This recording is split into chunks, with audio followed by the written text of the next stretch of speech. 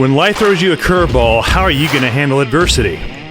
Welcome to the Fearless Mindset Podcast, where you're about to go on a journey as I interview security, business, and entertainment leaders on what it takes to stay fearless. I'm your host, Mark Ledlow, and enjoy today's episode. You know, it's funny. It was Tony and I for so long at the beginning, and you know, I'll tell you one of the things that I am most proud of, and not every day is a good day, by the way, right? Is that we've been together for so long, and especially when you talk about the different extremes, you're really tested in a business. Your relationship is tested in a business when things in two places, I believe. When things are really bad, we've been there.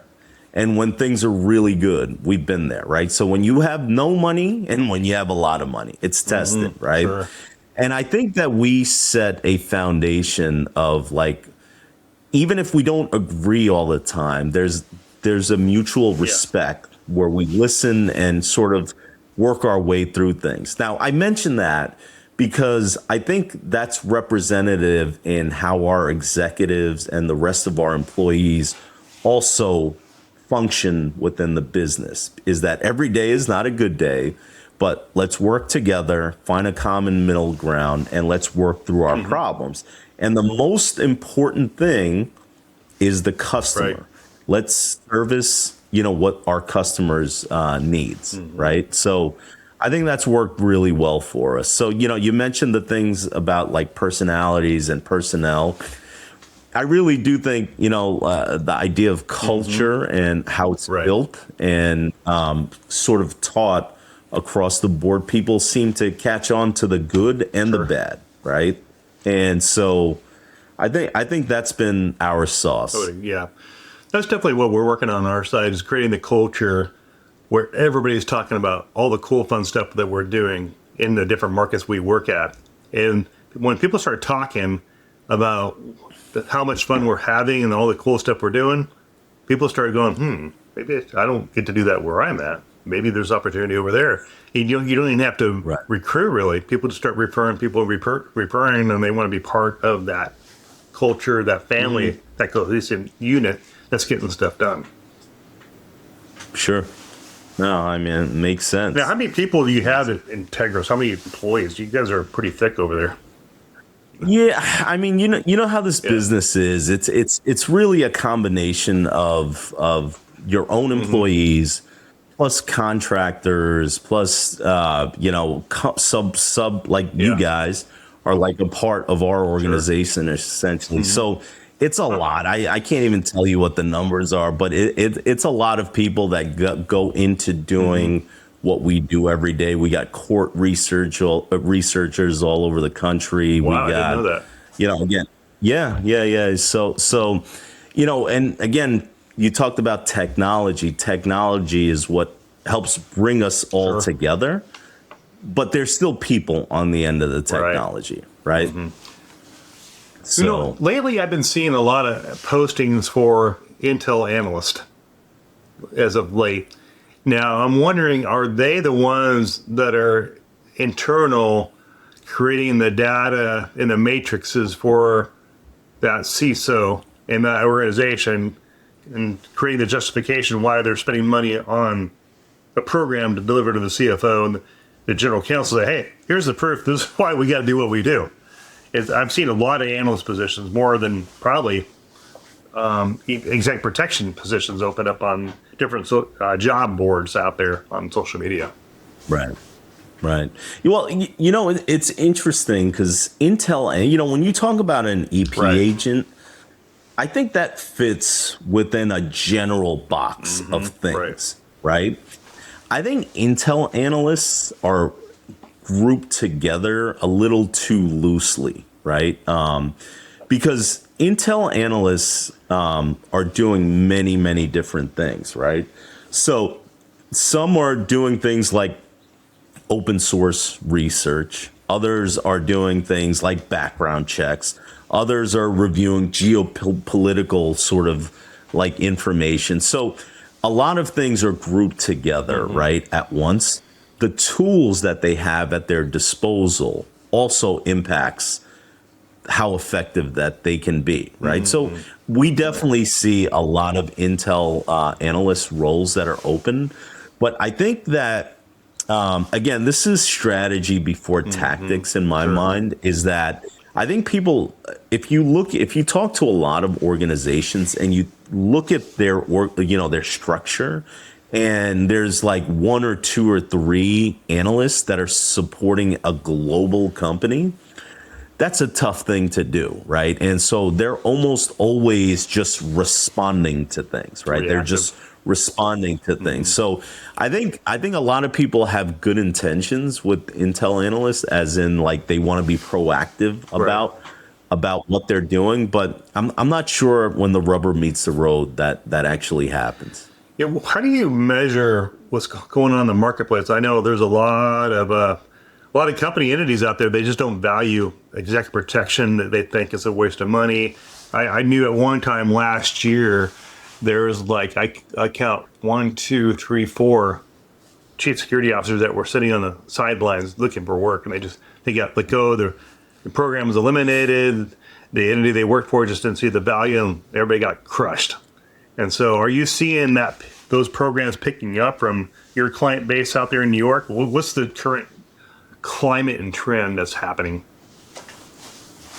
Yeah, we certainly are. We're seeing an uptick in what's going on. Look, I think there's a general trend of not only in security, but every function across the board, of organizations wanting to be lean, organizations wanting to be efficient and effective, right? Without a ton of headcount, right? The headcount, I think that's that's in the past. I think, just adding headcount to the problem is no longer the way that smart executives are looking at, solving problems, right? And so I look at some of the organizations that, or some of the people that appear to have, like the folks that you just mentioned, right? I bet you if you look behind the curtain as to what was going on, they didn't see the value in the people, not the function. Interesting, right? Good point. And the communication of like the value of what they were doing each and every day, right? And this is where, like, I think people adopting technology and statistics and like information and using that to kind of really demonstrate a point is going to only increase their value to every organization. Yeah, I definitely see that trend. We got the political, we got the midterms coming up, so we're going to have a lot of instability coming up with the left and the right. So the typical trends of the U.S. politics, and then we have of course, the conflict in Iran, and everybody's kind of holding their breath, going, "When is this going to end?"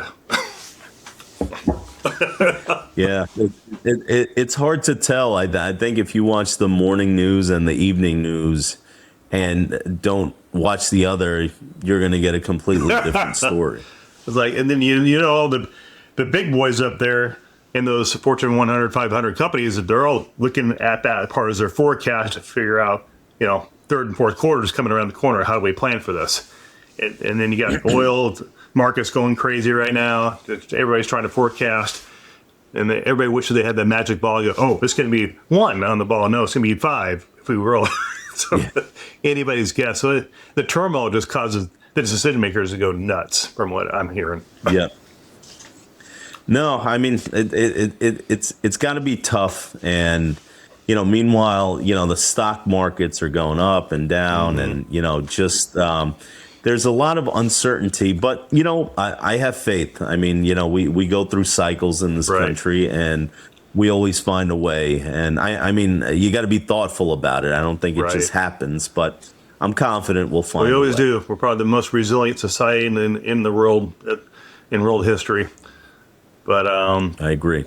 What's your any advice to the boutique security firms that are trying to get through this phase? They're just trying to get through whatever we're going through. And I talk to a lot of people that are just quiet. There's not much happening out there. So, well, I'll tell you well, this is a long game, right? I mean, that's the first thing I'll tell you. And, I always tell people stop the sales and marketing, right, of an organization is 24/7, 365, right?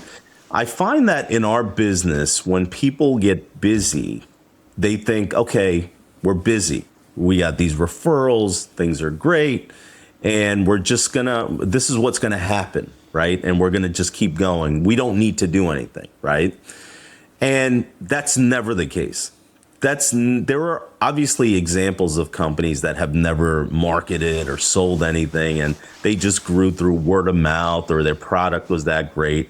I think for most of us, that is not the case, right? And so I'll give you an example. Like during the pandemic, right?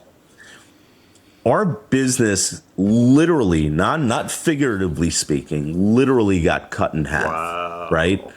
For the first however long it was. And we decided that, we spent a lot of time and money and effort into recruiting the people that we had, training them. And you know what? We're going to commit. This is before the PPP stuff came out, all that kind of stuff, right? We're going to commit to keeping them on board no matter what, right? No matter what, to an extent, of course, right? And so then we started talking about, okay, what is it that we can do? I know customers don't have needs, they're not ordering, they're not calling in, but what is it that we can do? And one of the things that we focused on was our overall marketing program, right? So that's social media, that's what's on the website, that's the blogs. And we created our podcast during that time. Oh, wow. Right? And so I'll tell you what, I mean, it was probably one of the best things that we ever did. I'm not saying for boutique firms to start a podcast. What I'm saying is that process of meeting people, telling them about yourself, sending them information, sending out proposals, doing stuff on social media, doing stuff on their website, doing things like what you and I are doing now. You got to find something that is different, that works for you, your personality, right? Makeup, and company's makeup.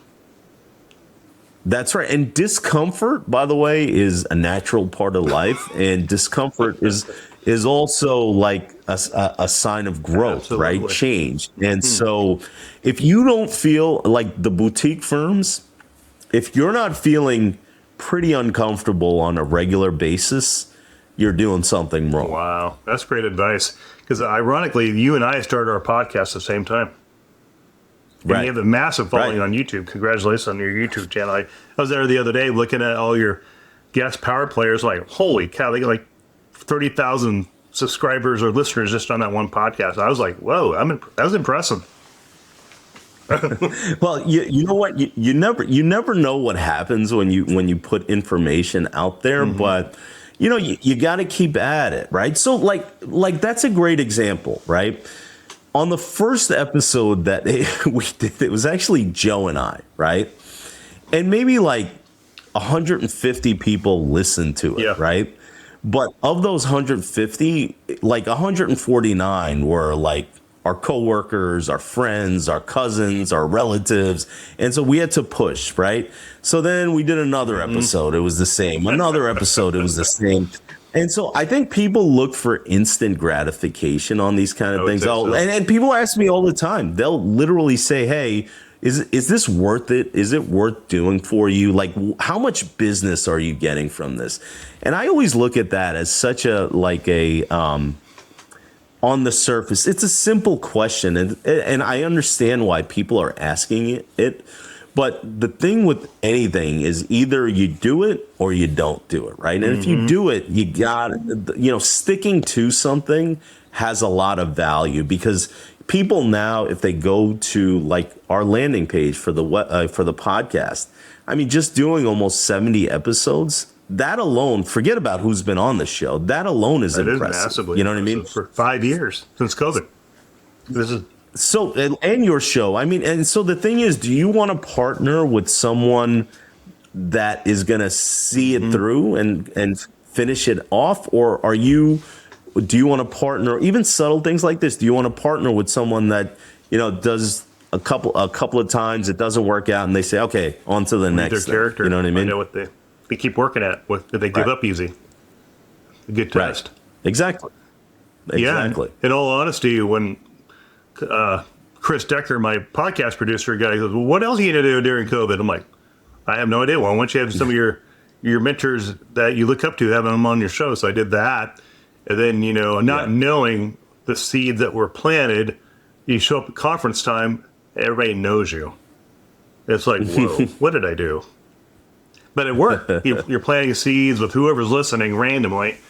And, during COVID, I had some guy reach out to me from San Diego. Oh, yeah, I love your podcast. Oh, could you send us a quote? He's with XYZ entity in San Diego. I'm like, yeah, we can send you a quote. Right. Well, the culture, they don't like EP, but just in case, you never know. I'm like, all right. It's just, you never know who's listening. You never know. Go to a conference and you think you're wasting your time going to a conference, but you're sowing the seeds 6 months to a year before you meet that person. By the time that you meet that person, they know you better than you know them. And that's a good thing. That's marketing. So that's brilliantly done on your part. And the generation listening, they get information differently from the OGs like us.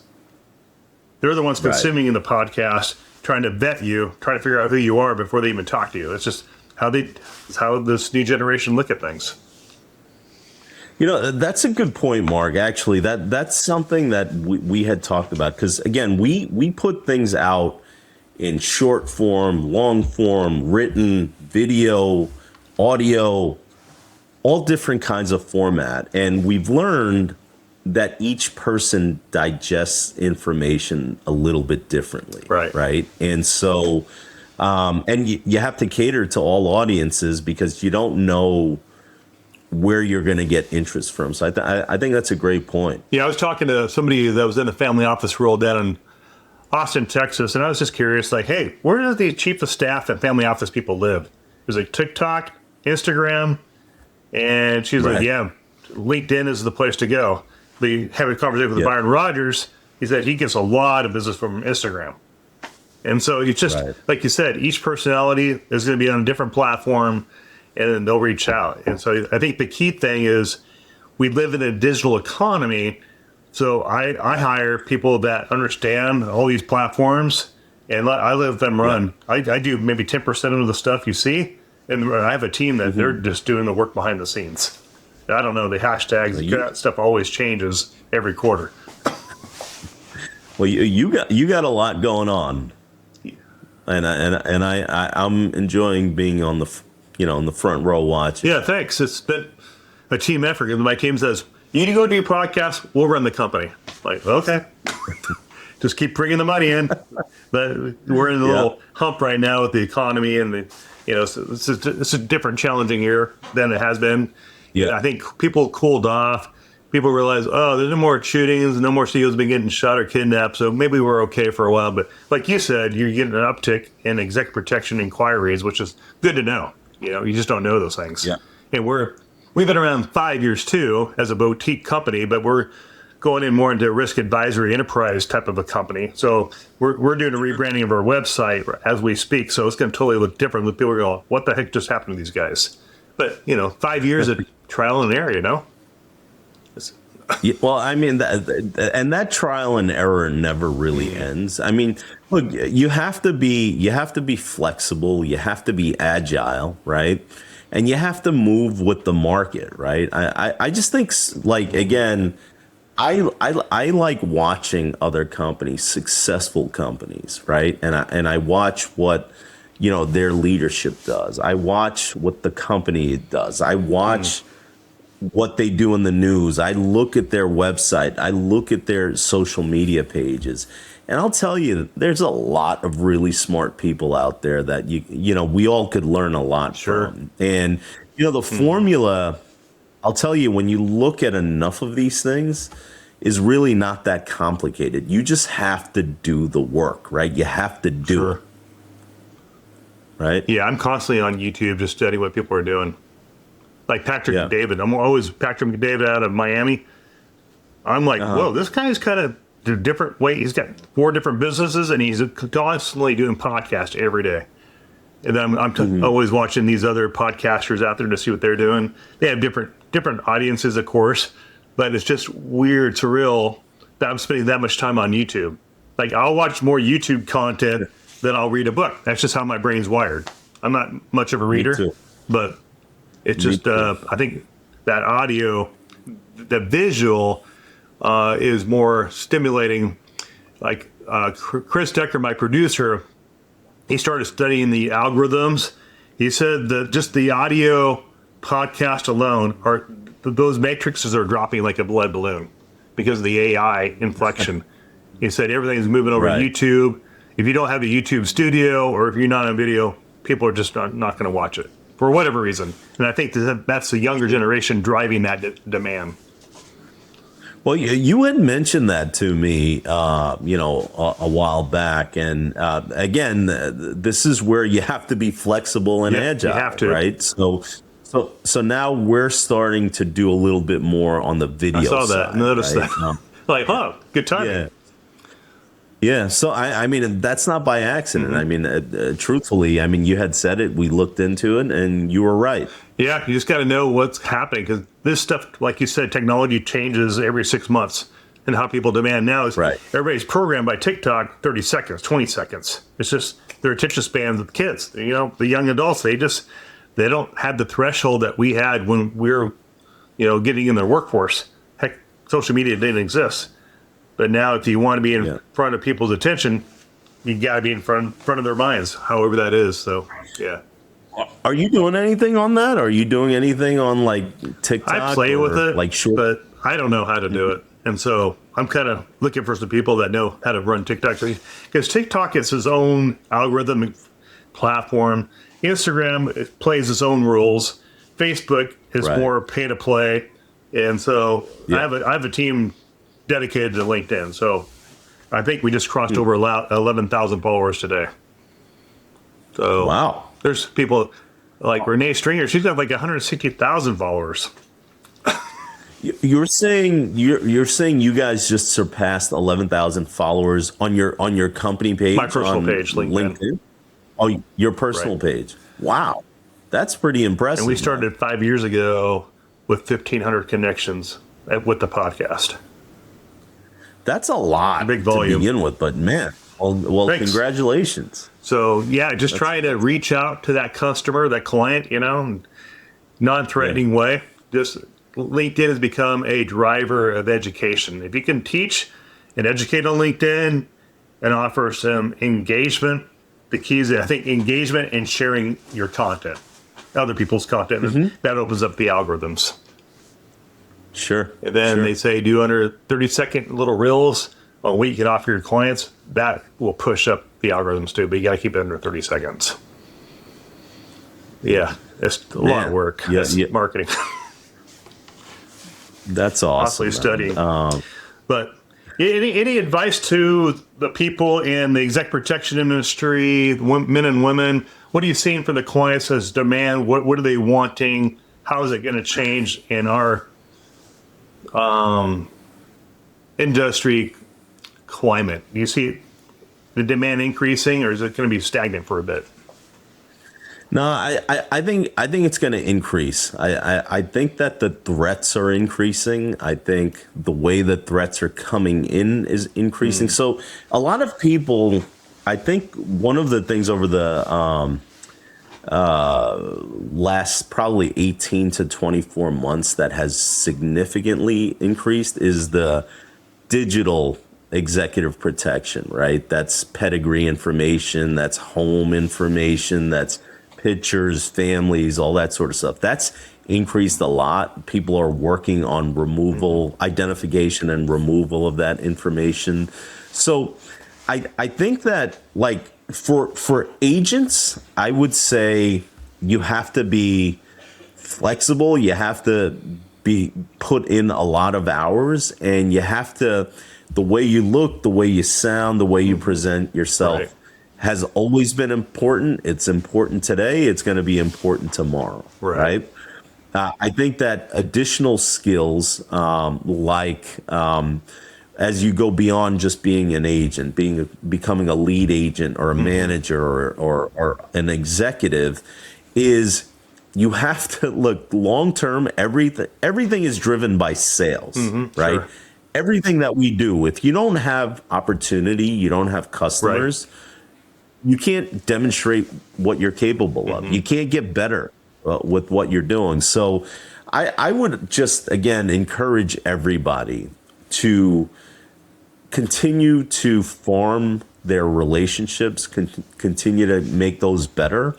And that's from a colleague, that's from a partner, that's from a potential customer perspective. That's the thing I would focus on if I was everybody, is just continue building relationships with people, and it will lead to good things. The other thing I would say is, I think relationship building is not about getting, right? I think relationship building is about giving, right? You give, all the people in the circle give, and in an ideal world, everyone within that circle at some point gets as well, right? But I really think giving is the key to building relationships. And I think where a lot of people in the U.S. misstep is they go to conferences wanting business, and they're so focused on the transaction of gaining or getting. They don't, like you said, they don't focus on the relationship, cultivating that relationship, become friends, Right. build the trust. And ideally, in this industry, it's about a 6 month to a year process cycle to get a contract. It's not that easy. That's right. And so that's what I focus on, is the relationship, hanging out, visiting and all that. And when the business is there, you'll get a phone call. But it may take 5 months, 6 months to get a call. Listen, there are clients that I first called. I'm not exaggerating. I'm not joking about this. That I first called on over 20 years ago, right? That are just coming to the table with business. 20 You know what I mean? years. Yes. Yes. So that's a lot of hustling. So- You got to be a hustler with a lot of irons in the fire with a lot of different people.